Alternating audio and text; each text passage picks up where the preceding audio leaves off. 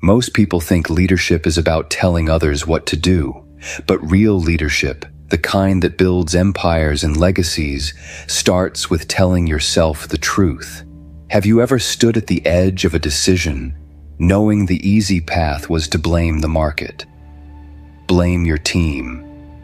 Blame the timing. But deep down, you knew the real battle wasn't out there. It was in here. The greatest enemy a leader ever faces is not competition. It's not the economy.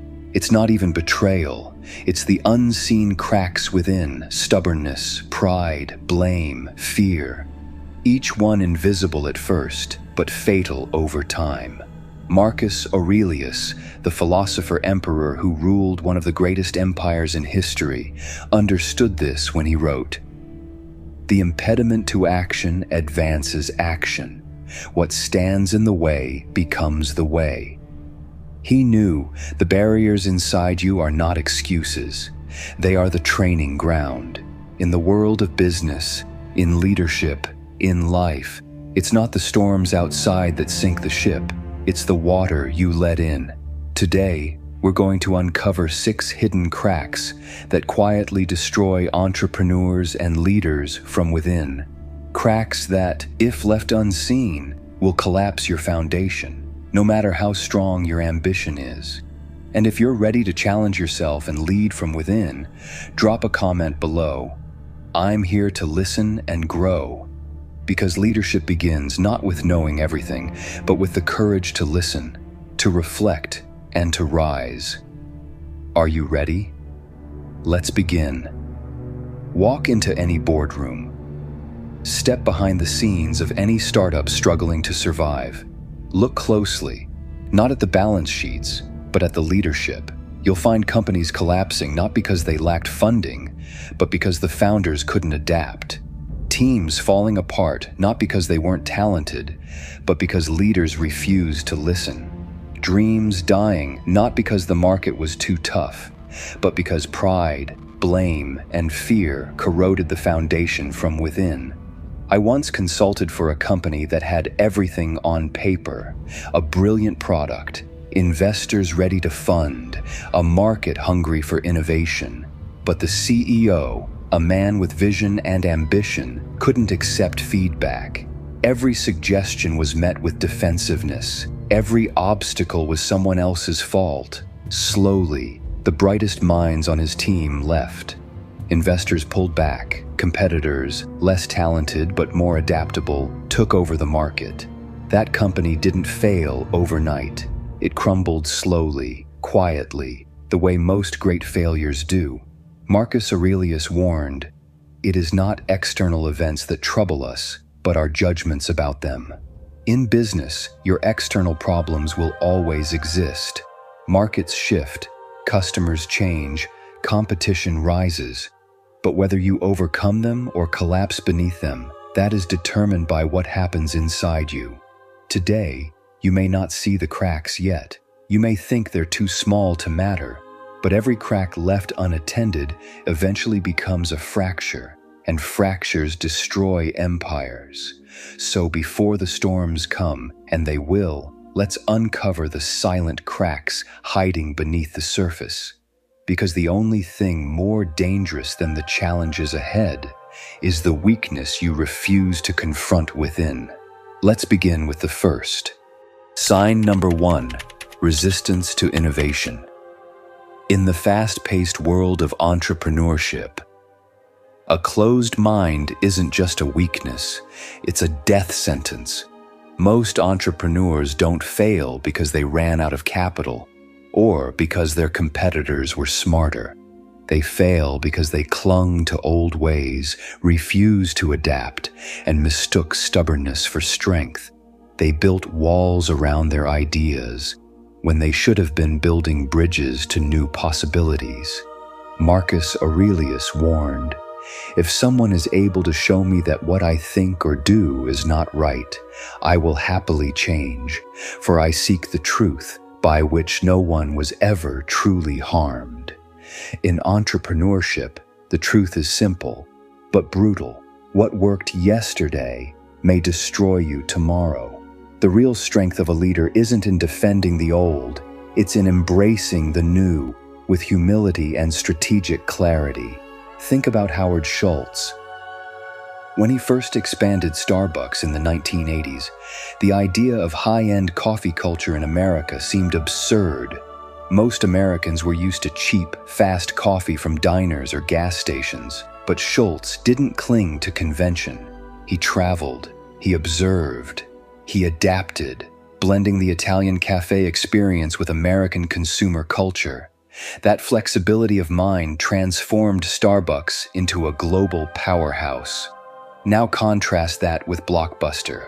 In the late 1990s, they had a chance to buy Netflix for just $50 million. But they laughed Netflix off the table. They believed brick-and-mortar stores would rule forever. 10 years later, Netflix dominated, and Blockbuster became a cautionary tale buried by their own arrogance. A closed mind masquerades as confidence. It says, "We've always done it this way. If it worked before, it'll work again. The market will come back to us." But here's the truth. The market never waits. The world never stops evolving. And innovation isn't optional, it's survival. Stoicism teaches that adaptability is not weakness. It's wisdom in motion. Seneca captured it perfectly. It is a rough road that leads to the heights of greatness. The rough road often demands that we abandon old maps and forge new paths, even when it's uncomfortable. Look at Jeff Bezos. Throughout his career, he urged Amazon to stay day one, to think and move like a startup, even as they grew into a giant. He understood that success breeds arrogance, and arrogance breeds extinction. Bezos famously said, "If you fight the future will win." For entrepreneurs, resisting innovation isn't stubbornness, it's suicide. The closed mind kills agility, blinds you to threats, deafens you to opportunity. And while you're clinging to the past, someone else, more flexible, more open, is taking your future. So ask yourself, when was the last time you truly challenged your assumptions? When was the last time you embraced change instead of fearing it? In the Stoic view, true strength lies not in clinging, but in adapting with wisdom and leading through change. Because in the arena of entrepreneurship, it's not the strongest who survive, not the loudest, not the richest. It's the most adaptable. And adaptability begins with the courage to open your mind before the world forces it open for you. Sign number 2, constant blaming, the erosion of true leadership. Let me guess. You've blamed the market, blamed the timing, blamed your team for not executing fast enough. Maybe you even blamed yourself, but not in a way that empowered you to change. In a way that kept you stuck, spinning in circles, frustrated, defensive, looking outward for answers that could only be found inward. Blame is a drug.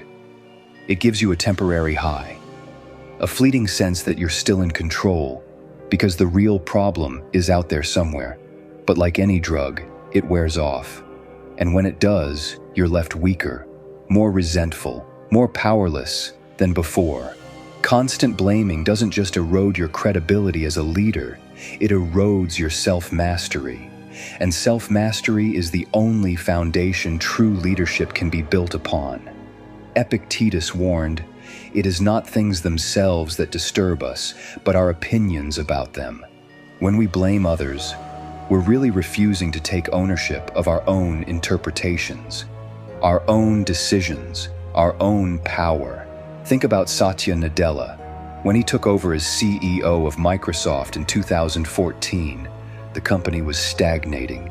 He could have blamed his predecessors, blamed the market, blamed the critics. But he didn't. He did something far rarer. He accepted responsibility for Microsoft's future, regardless of its past. He re-centered the company around a growth mindset, He encouraged accountability without shame, learning without blame, progress without excuses, and within a few years, Microsoft didn't just recover, it rose. It dominated, not because of layoffs, not because of flashy products, but because a leader chose ownership over blame. Compare that to the countless entrepreneurs who collapse at the first sign of struggle. When a launch fails, they blame marketing. When a product flops, they blame the economy. When talent leaves, they blame kids these days. Blame buys you sympathy for a moment, but it costs you your future, because blame prevents reflection. And without reflection, there is no growth, only repetition of failure disguised as bad luck. Stoicism teaches the only domain you truly control is your own mind. Blame externalizes your power. It hands over the steering wheel of your destiny to excuses. Seneca said, "It is not that we have a short time to live, but that we waste much of it." In leadership, you don't have unlimited chances to grow. You either own it now, or you waste years blaming circumstances while competitors pass you by. The next time something goes wrong, pause. Catch the first impulse to blame, and ask yourself, what could I have done differently? Where did my assumptions fail? How can I adapt, not defend? True leaders don't waste time pointing fingers. They spend their energy correcting course. Every crisis is a mirror, every obstacle an invitation. Every failure, if owned, becomes the foundation for future strength. Stop pointing fingers. Start building foundations, because in entrepreneurship and in life, your future won't be decided by who's to blame. It will be decided by who is brave enough to say, "It's on me," and then act accordingly. If you've ever caught yourself blaming others, even just once, drop a comment below. It starts with me. Because leadership doesn't begin when others change. It begins when you change. Sign number 3, arrogance over humility, the silent assassin of founders. I once knew someone who built a company from scratch. He was brilliant, charismatic. For a while, he could do no wrong. Investors loved him. The press celebrated him. His team idolized him. And then, slowly, almost imperceptibly, he started believing his own legend. He stopped listening. He dismissed advice. He mocked competitors. And when cracks began to form in the company's foundation, he blamed everyone except himself. The company collapsed within 3 years, not because the market shifted, not because the idea was bad, but because the founder's ego grew faster than the business itself. Marcus Aurelius warned, "Receive without pride, let go without attachment." Arrogance is the silent assassin of entrepreneurs. It creeps in quietly, disguised as confidence. At first, it feels like strength, like certainty, but slowly, it blinds you. You stop asking questions. You stop challenging your own assumptions. You start mistaking your past victories as guarantees of future success. In entrepreneurship, humility isn't optional, it's essential. Look at Jeff Bezos. Despite building Amazon into a global giant, Bezos constantly warned his teams about the dangers of arrogance. He insisted on maintaining a day one mindset, the humility of a startup still fighting for survival. Bezos once wrote to his shareholders, "Success can make you vulnerable to failure. Protect yourself with a day one mentality, customer obsession, a skeptical view of proxies, the eager adoption of external trends, and high-velocity decision-making." Notice the focus. Skepticism, adaptation, speed, not pride, not entitlement, not assumption. In contrast, many failed founders became trapped by their own egos. They believed the market owed them success. They believed their ideas were untouchable. And when reality changed, they refused to change with it. By the time they realized the ground had shifted under their feet, it was too late. Stoicism teaches us greatness isn't found in domination, but in self-mastery.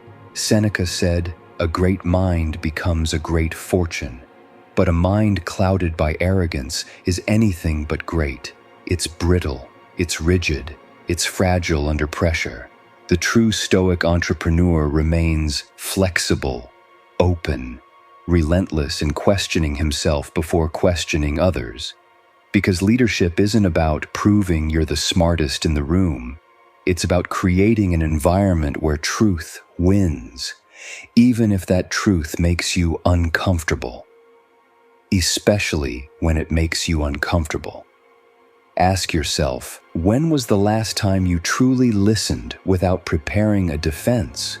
When was the last time you changed course? Not because you were forced to, but because you were wise enough to see the danger early. Humility isn't weakness, it's strategic power. The humble entrepreneur doesn't need to be right all the time. He needs to get it right. There's a difference. The market doesn't care about your pride. Your customers don't care about your titles. Reality rewards those who adapt, not those who cling to the illusion of invincibility. So check your ego at the door. Lead with humility, build with openness. And remember, arrogance feels strong in the moment, but humility wins over the long arc of time. Sign number 4, lack of empathy, ignoring the humans you serve. Have you ever wondered why some leaders lose their teams, even when their vision is brilliant? It's not because the vision was wrong. It's not because the market didn't exist.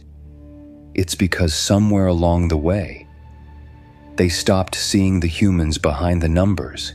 They stopped listening to the people carrying the weight of their dreams. A lack of empathy is one of the clearest and deadliest signs of a leader in decline. Marcus Aurelius wrote, "Whenever you are about to find fault with someone, ask yourself the following question: what fault of mine most nearly resembles the one I am about to criticize?" Empathy isn't a soft skill, it's a core skill of leadership, because leadership isn't about command, it's about connection. Howard Schultz, the man who built Starbucks into a global empire, understood this. When Starbucks expanded rapidly, it wasn't just about selling coffee, it was about creating a third place, a space between work and home where people felt seen, valued, and respected. Schultz didn't just build stores, he built communities, he offered healthcare to part-time employees, he invested in college tuition programs, he listened when employees or customers voiced concerns. Even during economic downturns, Schultz made decisions that valued people first, believing that strong human relationships were the bedrock of long-term success. Compare that to leaders who dismiss their teams as resources, treat customers like wallets, see stakeholders as obstacles to be managed. They might win short-term, they might hit quarterly targets, but over time, the cracks form, morale decays, innovation dies. Customers drift away to competitors who make them feel heard and valued. Stoicism teaches that wisdom isn't found in cold detachment, but in disciplined connection. Epictetus reminds us, we have 2 ears and 1 mouth so that we can listen twice as much as we speak. A wise entrepreneur listens, not just for answers they want to hear, but for the truth that might challenge them, the feedback that might sting, but ultimately sharpen. The absence of empathy blinds leaders to early warning signs. A talented employee quietly withdrawing, a loyal customer slowly drifting, a partner hesitating but afraid to say why. These signs aren't loud. They don't come with sirens. They come in whispers. And only leaders who are truly listening will hear them. Ask yourself, when was the last time you truly sat with a team member, not to correct them, not to instruct them, but simply to understand? When was the last time you asked your customers what they needed and listened without rushing to defend your current model? Empathy doesn't weaken leadership, it strengthens it. Because when your people feel heard, they commit deeper. When your customers feel understood, they stay longer. And when your partners feel respected, they build alongside you, not against you. Leadership without empathy is a hollow empire. It may look impressive from the outside, but inside, it's already crumbling. Choose instead to lead like a Stoic. Listen deeper, connect stronger. And remember, in a world obsessed with louder voices, real leadership begins in silence, by listening. If you believe real leadership begins with listening, drop a comment below. I'm here to listen first. Because the loudest voice doesn't build loyalty, the listening heart does. Sign number 5, fear of change, clinging to obsolete models. No one tells you this, but clinging to what's familiar is the fastest way to become irrelevant in business and in life. Change feels threatening. It challenges your systems, it threatens your identity, it demands you let go of what's comfortable and step into uncertainty. But the hard truth is, the world doesn't care about your comfort. It keeps moving forward, with or without you. Marcus Aurelius understood this when he wrote, "Observe constantly that all things take place by change, and accustom yourself to consider that the nature of the universe loves nothing so much as to change." Resisting change doesn't preserve your power. It dissolves it, slowly, silently, until it's too late to recover. Look at Blockbuster. In the late 1990s, Blockbuster dominated the video rental industry. They had the market share, they had the brand, they had the customers, and yet they refused to adapt to digital streaming. When Netflix approached them, practically begging for a partnership, Blockbuster laughed, dismissed them, clung to their brick-and-mortar empire. Today, Netflix is worth over $150 billion. Blockbuster is a ghost story. Not because they weren't smart, not because they didn't have resources, but because they feared change more than they feared irrelevance. And in business, fear is not a defense, it's a death sentence. Stoicism teaches that nature itself is a process of constant transformation. The wise do not cling, the wise flow. Seneca wrote, "It is not because things are difficult that we do not dare. It is because we do not dare that they are difficult." Change is not your enemy. Your resistance to it is. In entrepreneurship, the leaders who thrive aren't those who build monuments to the past. They are those who adapt, who evolve faster than their competitors, who reinvent themselves before the marketplace forces them to. Jeff Bezos built Amazon by embracing this reality. Amazon wasn't always the titan it is today. It started with books, then music, then everything, then cloud services. Each time the market shifted, Bezos didn't cling to what was familiar. He adapted, often before the rest of the world even realized change was happening. Ask yourself, where in your business or your life are you holding on to something that's already outdated? Where are you mistaking comfort for security? Where are you hesitating, telling yourself, maybe it'll go back to how it was? Because it won't. It never does. The river doesn't flow backward, and neither does the market. Neither does life. If you don't move with it, you get left behind. No noise, no explosion, just slow irrelevance. You won't even realize you lost until the opportunities you thought were yours are long gone. Change isn't coming. Change is already here. You can resist it. You can resent it. Or you can ride it. The Stoic entrepreneur doesn't fear change. He expects it. He welcomes it. Because he knows clinging to the past is the surest way to lose the future. Sign number 6, talking more than listening. Poor listening kills strategic opportunities. Most people think great leadership is about having all the answers.